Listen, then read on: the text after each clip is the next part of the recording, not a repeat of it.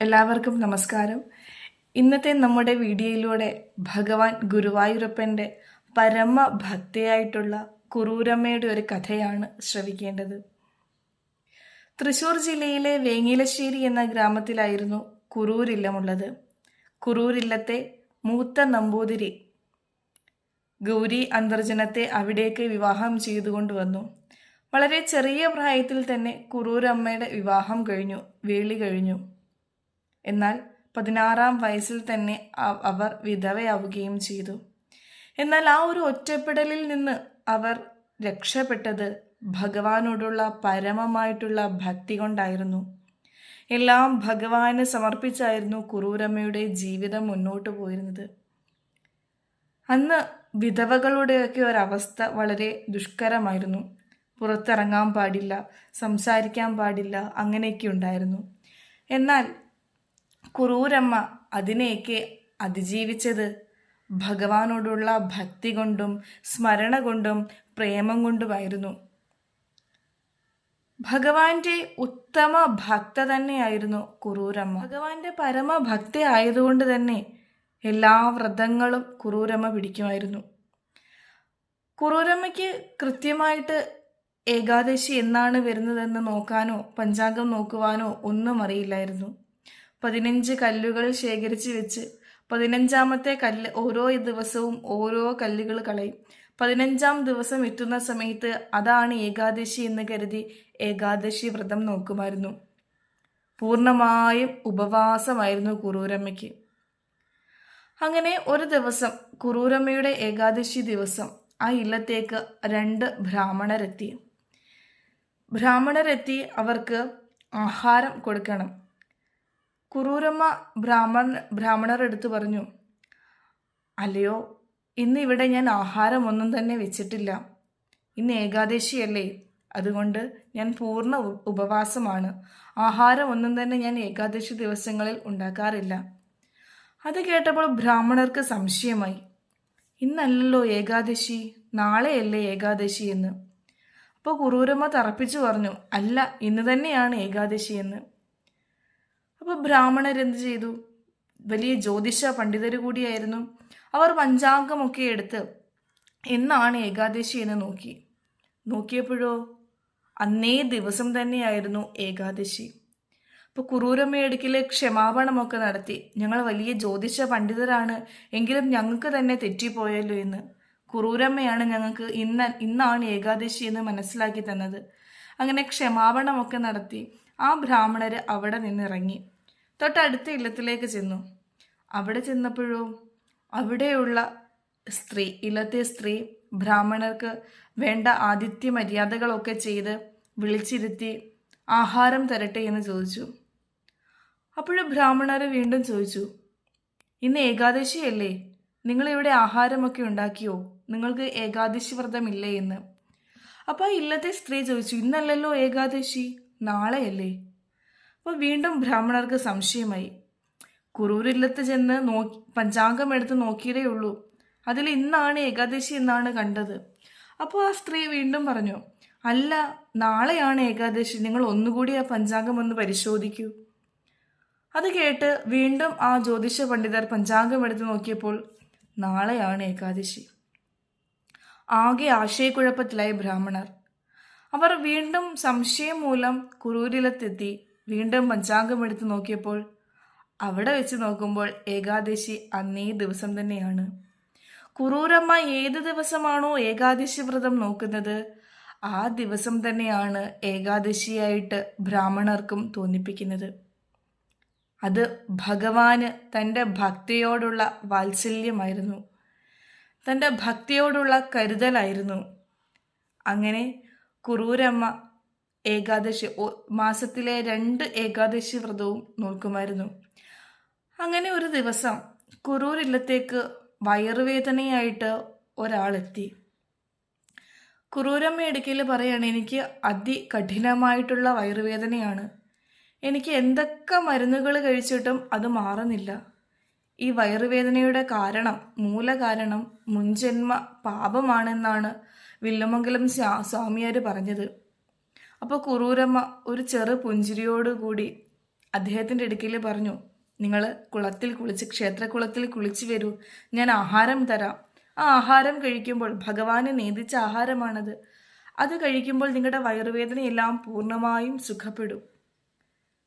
വിശ്വസിക്കാമോ ഇല്ലയോ എന്നൊന്നും അറിയില്ല. എങ്കിലും അയാള് കുറൂരമ്മയുടെ വാത്സല്യം നിറഞ്ഞ ആ വാക്കുകൾ വിശ്വസിച്ച് ക്ഷേത്രക്കുളത്തിൽ കുളിച്ച് കയറി വന്നു. കുറൂരമ്മ വാത്സല്യത്തോടുകൂടി ഭഗവാന് നിവേദിച്ച ആഹാരം കൊടുത്തു. ഒരമ്മയുടെ മാതൃത്വത്തോടുകൂടി ആഹാരം കൊടുത്തു. അദ്ദേഹം ആ ആഹാരം മുഴുവനും കഴിച്ചു. ക്ഷണം നേരം കൊണ്ട് അദ്ദേഹത്തിൻ്റെ വയറുവേദന ഭേദമായി. അദ്ദേഹം നേരെ ഓടിയത് ഗുരുവായൂരിലേക്കാണ്. അവിടെയാണ് വില്ലുമംഗലം ചെന്നിട്ട് അദ്ദേഹം വില്ലുമംഗലം സ്വാമിയാരുടെ അടുത്ത് ചെന്നിട്ട് പറയാണ്, എൻ്റെ വയറുവേദന പൂർണ്ണമായിട്ടും ഭേദമായിരിക്കുന്നു. അപ്പോൾ വില്ലുമംഗലം സ്വാമിയാർ ചോദിച്ചു, നീ എന്ത് ചെയ്തു? അത് എനിക്ക് കുറൂരമ്മ തന്ന ഭക്ഷണം ഞാൻ കഴിച്ചു. അത് കഴിച്ച ഉടൻ തന്നെ എൻ്റെ വയറുവേദന പൂർണ്ണമായിട്ടും ഭേദമായിരിക്കുന്നു. ഈ സമയം വില്ലുമംഗലം സ്വാമിയാർ ഭഗവാനോട് ചോദിക്കുകയാണ്. വില്ലുമംഗലം സ്വാമിയാർ എന്ന് പറഞ്ഞാൽ വളരെ പ്രശസ്തനാണ്. ഭഗവാനോട് നേരിട്ട് സംസാരിക്കുന്ന വ്യക്തിയാണ്. താപസനാണ്, യോഗിയാണ്, ഭക്തനാണ്. അപ്പോൾ വില്ലുമംഗലം സ്വാമിയാർ ഭഗവാന്റെ അടുക്ക ചോദിക്കുകയാണ്, അല്ലയോ ഭഗവാനെ, അങ്ങ് എന്തുകൊണ്ടാണ് ഇങ്ങനെ ഒരു പ്രതിവിധി എന്നോട് പറഞ്ഞു തരാതിരുന്നത്? അപ്പോൾ ഭഗവാൻ പ്രത്യക്ഷപ്പെട്ടിട്ട് വില്ലുമംഗലം സ്വാമിയുടെ അടുക്ക പറയാണ്, അങ്ങ് എന്നോട് ഈ വയറുവേദനയുടെ കാരണം എന്താണ് എന്ന് മാത്രമാണ് അന്വേഷിച്ചത്. ഇത് മാറാനുള്ള പ്രതിവിധി അങ്ങ് എന്നോട് ചോദിച്ചില്ല. വയറുവേദന ഉണ്ടാകാനുള്ള കാരണം ഞാൻ അങ്ങോട് പറഞ്ഞു. പ്രതിവിധി ചോദിക്കാത്തത് കൊണ്ട് അത് ഞാൻ പറഞ്ഞില്ല. എന്നാൽ ഞാൻ കുറൂരമ്മയുടെ മനസ്സിലിരുന്ന് തോന്നിപ്പിച്ചു, ഇതാണ് പ്രതിവിധി. അദ്ദേഹത്തിൻ്റെ വയറുവേദന മാറാൻ ഇങ്ങനെ ചെയ്താൽ മതിയെന്ന് കുറൂരമ്മയുടെ മനസ്സിലിരുന്ന് ഞാൻ ദ്യോതിപ്പിച്ചു. അങ്ങനെ കുറൂരമ്മയോട് ഭഗവാനുള്ള ഭക്തി വില്ലുമംഗലം സ്വാമിയാർക്ക് മനസ്സിലായി. അതുപോലെ തന്നെ മറ്റൊരു കഥ കൂടി ഉണ്ട്. അതായത് കുറൂരമ്മയുടെ കൂടെ ഭഗവാൻ കൃഷ്ണൻ ഒരു ഉണ്ണി കൃഷ്ണനായിട്ട് കൂടെ ഉണ്ടായിരുന്നു. എന്നാൽ കുറൂരമ്മയ്ക്ക് അറിയില്ലായിരുന്നു അത് ഗുരുവായൂരപ്പൻ തന്നെയാണ് എന്ന്. അങ്ങനെ കുറൂരമ്മയെ സഹായിച്ച് കുറൂരമ്മയ്ക്ക് വേണ്ടുന്ന കാര്യങ്ങളൊക്കെ ചെയ്തു കൊടുത്ത് എല്ലാ ആവശ്യത്തിനും ആ ഉണ്ണിക്കണ്ണൻ കൂടെ ഉണ്ടായിരുന്നു. ഒരു ദിവസം കുറൂരമ്മ ഭഗവാന് നീതിക്കാനായിട്ട് അവൽ നനച്ചുകൊണ്ടിരിക്കുകയാണ്. അങ്ങനെ അവൽ നനയ്ക്കുന്ന കണ്ട് കൊതി വന്നിട്ട് ഈ ഉണ്ണിക്കണ്ണൻ, ഗുരുവായൂരപ്പൻ തന്നെ ഉണ്ണിക്കണ്ണൻ, കുറൂരമ്മ എടുക്കെ പറയാണ്, കുറൂരമ്മേ, അത് കണ്ടിട്ട് എനിക്ക് കൊതിയാവുന്നു, കുറച്ച് അവൽ എനിക്ക് തരുമോ എന്ന്. എന്നാൽ കുറൂരമ്മ പറഞ്ഞു, നിനക്ക് തരാം, പക്ഷേ ഞാൻ ആദ്യം ഭഗവാന് നിവേദിക്കട്ടെ, അത് കഴിഞ്ഞിട്ട് അത് ഞാൻ നിനക്ക് കഴിക്കാൻ തരാമെന്ന് പറഞ്ഞു. എന്നാൽ ഉണ്ണിക്കണ്ണൻ്റെ കുസൃതി കൊണ്ടും വാശി കൊണ്ടും ഉണ്ണിക്കണ്ണൻ പറഞ്ഞു, അതുപോരാ, കുറൂരമ്മയല്ലേ പറഞ്ഞത് ആരും കഴിച്ചതിൻ്റെ ബാക്കി കഴിക്കാൻ പാടില്ല, അത് എച്ചിലാണ് എന്ന്. പിന്നെ ഈ ഭഗവാൻ കൃഷ്ണൻ കഴിച്ചതിൻ്റെ ബാക്കി എന്തിനാണ് ഞാൻ കഴിക്കേണ്ടത്? അത് എച്ചിലല്ലേ, എച്ചിൽ കഴിക്കാൻ പാടില്ലല്ലോ എന്ന് പറഞ്ഞു. അപ്പോഴോ കുറൂരമ്മയ്ക്ക് വീണ്ടും ചിരിയും സന്തോഷവും ഒക്കെ ആയിട്ട് കുറൂരമ്മ ആ ഉണ്ണിക്കണ്ണൻ്റെ അടുക്ക പറയാണ്, അത് ഭഗവാനല്ലേ, ഭഗവാൻ കഴിച്ചതിൻ്റെ ബാക്കിയായിട്ടുള്ളത് എച്ചിലല്ല, അത് പ്രസാദമാണ്, അത് നമുക്ക് എല്ലാവർക്കും കഴിക്കാം. അപ്പോഴും വീണ്ടും ഉണ്ണിക്കണ്ണൻ പറഞ്ഞു, വേണ്ട, എനിക്കത് വേണ്ട, എനിക്ക് ആരും കഴിച്ചതിൻ്റെ ബാക്കി വേണ്ട, എനിക്ക് ഈ അവല് തന്നെ. അതൊന്നും ശ്രദ്ധിക്കാതെ കുറൂരമ്മ അവൽ നനച്ചുകൊണ്ടിരിക്കുകയാണ്. ദേഷ്യം മൂത്തിട്ട് ഉണ്ണിക്കണ്ണൻ അവിടെ ഇരുന്ന ഉമി വാരി അവലിലിട്ടു. അത് കണ്ടപ്പോഴോ കുറൂരമ്മയ്ക്ക് സഹിക്കാൻ കഴിഞ്ഞില്ല. തനിക്ക് ഭഗവാനെ നിവേദിക്കാൻ വെച്ചിരുന്ന അവലിലാണോ കുസൃതി കാണിക്കുന്നത്? കുറൂരമ്മയ്ക്ക് ദേഷ്യം വന്ന് കുറൂരമ്മ ആ ഉണ്ണിക്കണ്ണനെ ഒരു കലത്തിൽ അടച്ചിട്ടു. എന്നിട്ട് കുറൂരമ്മ കൂടെ പോയി നോക്കുമായിരുന്നു, അവൻ എന്തെങ്കിലും ബുദ്ധിമുട്ടുണ്ടോ, ശ്വാസം കിട്ടാതിരിക്കുകയെല്ലാം ചെയ്യുന്നുണ്ടോ. എന്നാൽ ആ കുടത്തിൻ്റെ തുളയിലൂടെ ആ കുഞ്ഞു കണ്ണൻ്റെ 2 കണ്ണുകൾ, തിളങ്ങുന്ന 2 നക്ഷത്ര കണ്ണുകൾ കുറൂരമ്മയ്ക്ക് കാണാൻ സാധിക്കുമായിരുന്നു. അത് കണ്ട് സന്തോഷമായിട്ട് വീണ്ടും പോയി കുറൂരമ്മ തൻ്റെ കാര്യങ്ങളൊക്കെ ചെയ്തു. അങ്ങനെ കുറൂരമ്മ അവല് നനച്ചു, ഭഗവാന് നിവേദിച്ചു. ഇതേ സമയം വില്ലുമംഗലം സ്വാമിയാർ ഭഗവാന് നിവേദ്യം ചെയ്തുകൊണ്ടിരിക്കുകയായിരുന്നു. അവസാനം ഭഗവാൻ പ്രത്യക്ഷപ്പെട്ട് വില്ലുമംഗലം സ്വാമിയുടെ നിവേദ്യം സ്വീകരിക്കുമ്പോഴാണ് അദ്ദേഹത്തിന് സംതൃപ്തി ഉണ്ടാകുന്നത്.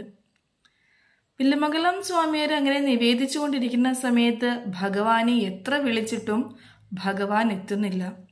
സ്വാമിയാർക്ക് ആകെ ഭയമുണ്ടായി. ഞാൻ ചെയ്ത എന്തെങ്കിലും കാര്യത്തിൻ്റെ പിഴവ് കൊണ്ടാണോ ഭഗവാൻ എത്തിച്ചേരാത്തത്? പുറത്തു നിന്ന് വില്ലുമംഗലം സ്വാമിയാരുടെ ഭ്രമങ്ങൾ കണ്ടിട്ട് താൻ ചെയ്തതിൽ എന്തൊക്കെയോ തെറ്റുകളുണ്ട് എന്ന് പുറത്തുള്ളവരും തെറ്റിദ്ധരിച്ചു. കുറേ കഴിഞ്ഞപ്പോൾ വീണ്ടും വില്ലുമംഗലം സ്വാമിയാർ പ്രാർത്ഥിച്ചുകൊണ്ടിരിക്കുകയാണ്. ഭഗവാൻ എത്താത്തതിൽ അതിയായിട്ടുള്ള മനോവിഷമം കൊണ്ട് അദ്ദേഹത്തിൻ്റെ കണ്ണുകൾ രണ്ടും നിറഞ്ഞൊഴുകി ഭഗവാനെ പ്രാർത്ഥിച്ചുകൊണ്ടിരിക്കുകയാണ്. കുറേ കഴിഞ്ഞപ്പോൾ അവിടേക്ക് ഭഗവാൻ പ്രത്യക്ഷപ്പെട്ടു. എന്തായിരുന്നു ഭഗവാന്റെ കോലം? മൂക്കിലും കവിളിലും തലയിലും നെറ്റിയിലുമൊക്കെ കരി പുരണ്ടിരിക്കുന്നു. വില്ലുമംഗലം സ്വാമിയാർ ചോദിക്കുകയാണ്, എന്താണ് കൃഷ്ണ, എന്താണ് സംഭവിച്ചത്? നിന്റെ മുഖത്തൊക്കെ എങ്ങനെയാണ് ഈ കരി വന്നിരിക്കുന്നത്?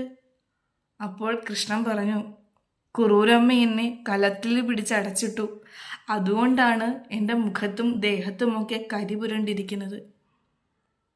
അത് കേട്ടപ്പോൾ ഒരു നിമിഷം അത്ഭുത സ്തബ്ധനായിട്ട് വില്ലുമംഗലം സ്വാമിയാർ നിന്നുപോയി. ഭഗവാൻ കൃഷ്ണന് അത്രയധികം പ്രിയപ്പെട്ടവളായിരുന്നു കുറൂരമ്മ എന്ന് വില്ലുമംഗലം സ്വാമിയാർക്ക് മനസ്സിലായി. തന്നേക്കാൾ ഏറെ പ്രിയപ്പെട്ടവളായിരുന്നു കുറൂരമ്മ എന്ന് വില്ലുമംഗലം സ്വാമിയാർ മനസ്സിലാക്കി. എത്രയും അത്ഭുതശാലിയായിട്ടുള്ള, ഇത്രയും കുസൃതിക്കാരനായിട്ടുള്ള ആ ഭഗവാൻ കൃഷ്ണൻ കുറൂരമ്മയ്ക്ക് മുന്നിൽ ഒരു നല്ല കുട്ടിയെപ്പോലെ, അനുസരണയുള്ളൊരു നല്ല കുട്ടിയെപ്പോലെ കുറൂരമ്മയ്ക്ക് മുന്നിൽ ആ ഉണ്ണിക്കണ്ണൻ ഇരുന്നു കൊടുത്തു. ശേഷം പൂജയൊക്കെ കഴിഞ്ഞ് കുറൂരമ്മ കലം തുറന്ന് അവലും കൊടുത്തിട്ടാണ്, കുറൂരമ്മ കൊടുത്ത അവലും സ്വീകരിച്ചിട്ടാണ് വില്ലുമംഗലം സ്വാമിയുടെ അടുക്കലേക്ക് ഭഗവാൻ കൃഷ്ണൻ എത്തിയത്. അത്രയുമധികം ബന്ധമായിരുന്നു ഭഗവാൻ കൃഷ്ണനും കുറൂരമ്മയും തമ്മിലുള്ളത്. ഭഗവാനോട് പരമപ്രേമത്തോടും അകമഴിഞ്ഞ ഭക്തിയോടും കൂടി ആര് ഭഗവാനെ പ്രാർത്ഥിക്കുന്നുവോ, ആര് ഭഗവാനെ സേവിക്കുന്നുവോ അവരുടെ ഒക്കെ ദാസനായിട്ട് ഭഗവാൻ നിൽക്കും. എല്ലാവർക്കും ഭഗവാനോട് പരമ ഭക്തി ഉണ്ടാകട്ടെ എന്ന് പ്രാർത്ഥിച്ചുകൊണ്ട് ഇന്നത്തെ വീഡിയോ നിർത്തുന്നു. നന്ദി.